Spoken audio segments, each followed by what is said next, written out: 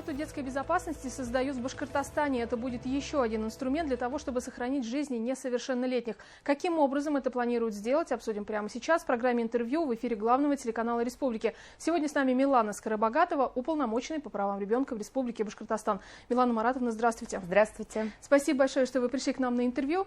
Итак, как возникла идея создать карту безопасности для детей, да, и с какого района вы начнете, какие цели ставите перед собой?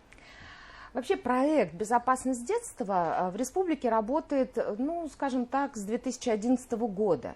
И последние 3-4 года активно работает, развивается, внедряется в Российской Федерации при уполномоченном по правам ребенка при президенте Российской Федерации Анны Кузнецовой.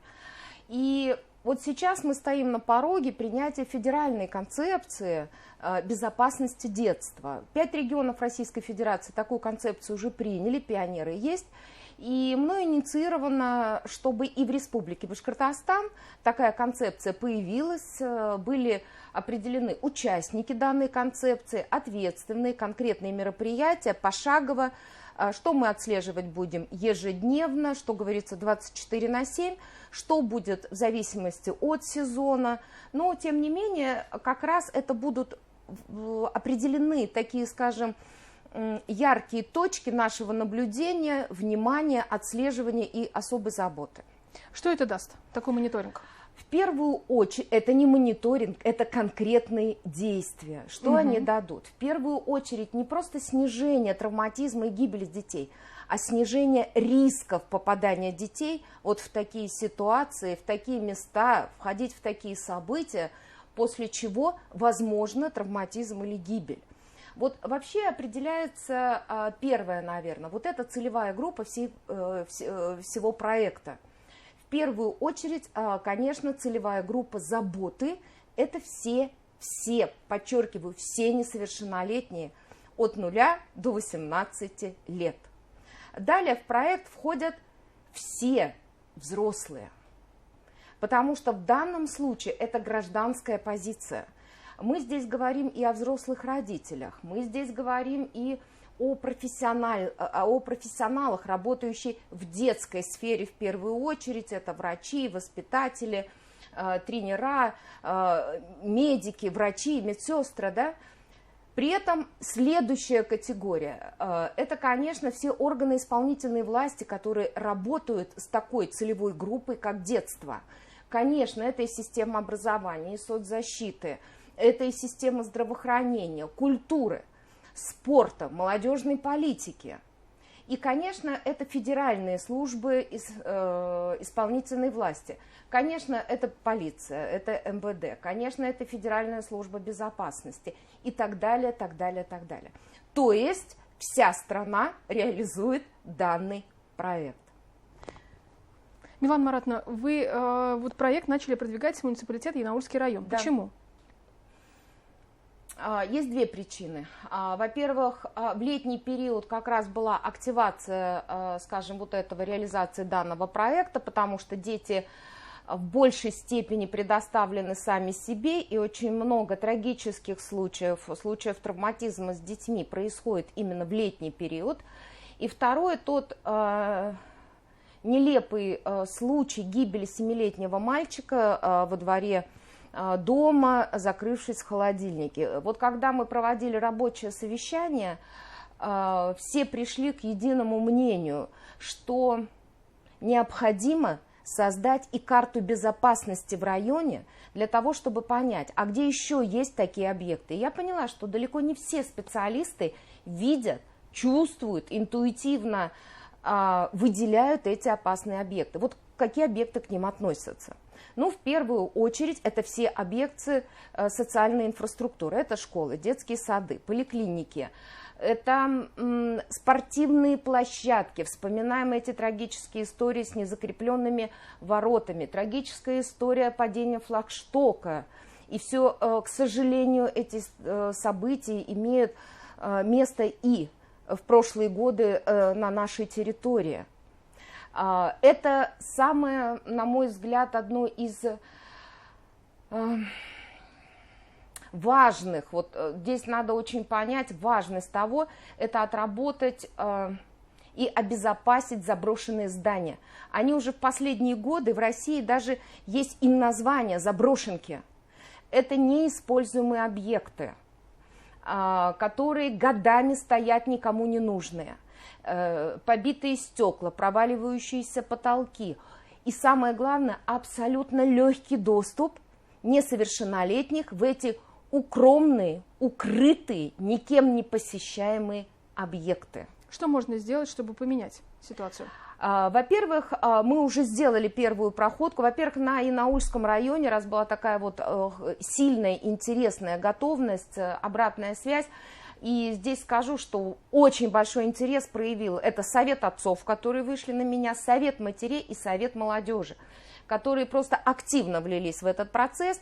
И вот буквально несколько дней назад мы вместе пошли по этим объектам, по этим заброшенкам. Мы выяснили, кому они принадлежат. Мы уже нашли добровольцев, которые помогут нам их обезвредить, по крайней мере, скажем так, мы постараемся убрать доступ, то есть будут заколочены двери, окна, убраны арматурные там сетки, провода, стекла. То есть вот это мы все будем делать с такой активной гражданской позицией, с теми, кто неравнодушен.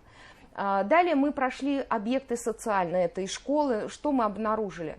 Школы постройки 60-х, 70-х годов.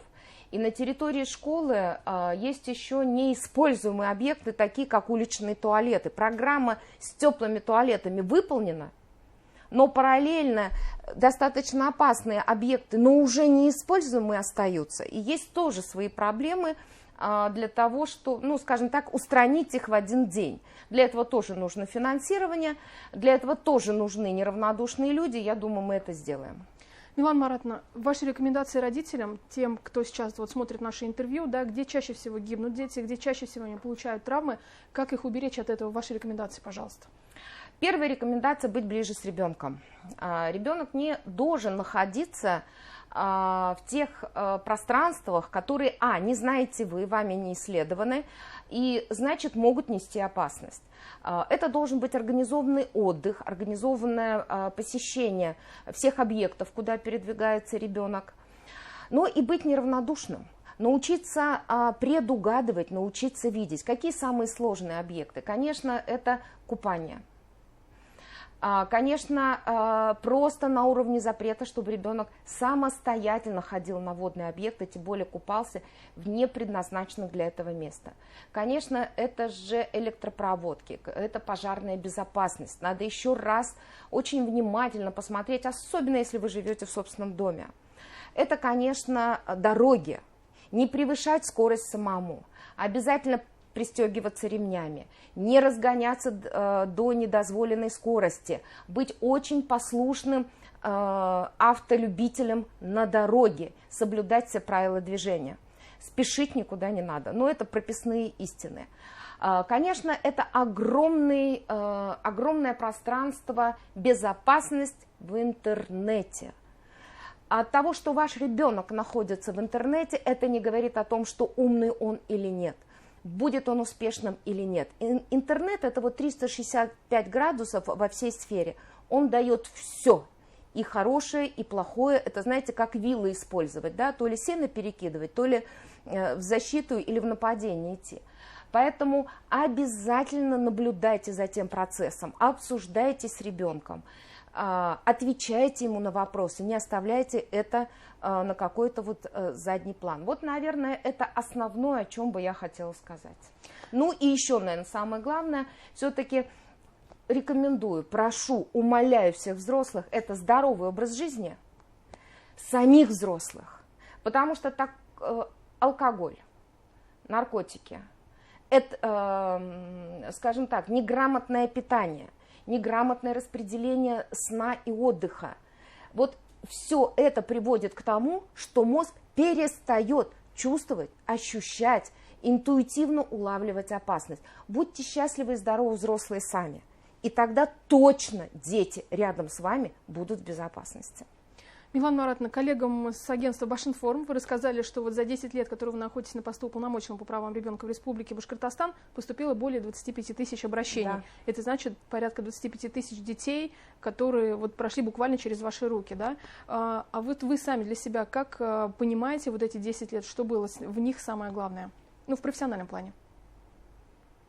Наверное, и в профессиональном, и в моем случае очень личном, это очень плодотворные, это изменившие меня, мое отношение к жизни, выработавшие абсолютно, наверное, или более глубокими ставшие ценности, ценности детской жизни, женской жизни, семейной жизни, самой семьи, вообще ценности жизни как таковой. И, наверное, вот это служение, а я не могу назвать то, что делала я, работой, это на самом деле служение мое, моей команды, моих коллег, единомышленников, с кем уже не один год работаем в сфере детства. Я думаю, что то, что удалось нам сделать, поднять на высокий уровень саму детскую жизнь, ценность каждого ребенка, осознанное отношение к детству и конкретно каждому ребенку, взрослых, это, наверное, то главное, что мы смогли сделать на ментальном уровне. Ну, а в этом материальном мире, ну, создать огромное количество пространств, провести много исследований, убедить и показать, куда мы должны двигаться, с кем мы должны двигаться. И что только, как мы говорим в чиновничьем нашем языке, да, это межведомственное сообщение. Нет, это не межведомственное сообщение. Это когда коллеги, партнеры, профессионалы смотрят в одну сторону. С большим, великим пониманием того. Единственное, что останется после нас, это дети. Это человечество. Это те клеточки, в которых будут написаны и записаны наши мысли. Вот это, наверное, самое главное. Такая команда есть. Такая команда создана. Есть совсем молодые, кто идет по нашим стопам. Те, кто неравнодушен и который искренне хочет служить и детству, и семье, и каждой женщине, и каждому мужчине, и отцу, и матери, и всем поколениям, и родам. И это, наверное, самое главное. Вот это, наверное, самое большое, чего удалось лично мне пройти за эти 10 лет, не потерять в это веру, а только окрепнуть и продолжать служить дальше. Ну и после таких вдохновляющих слов, мне кажется, сторонников у вас станет еще больше, и к вам, возможно, вот наши телезрители тоже обратятся. Спасибо большое. Особенно молодежь. Вот жду вас в свои ряды. Спасибо, Милана Маратовна. Сегодня гостем программы «Интервью» в эфире Башкирского спутникового телевидения была уполномоченная по правам ребенка в Башкортостане Милана Скоробогатова. Не переключайтесь, оставайтесь вместе с нами.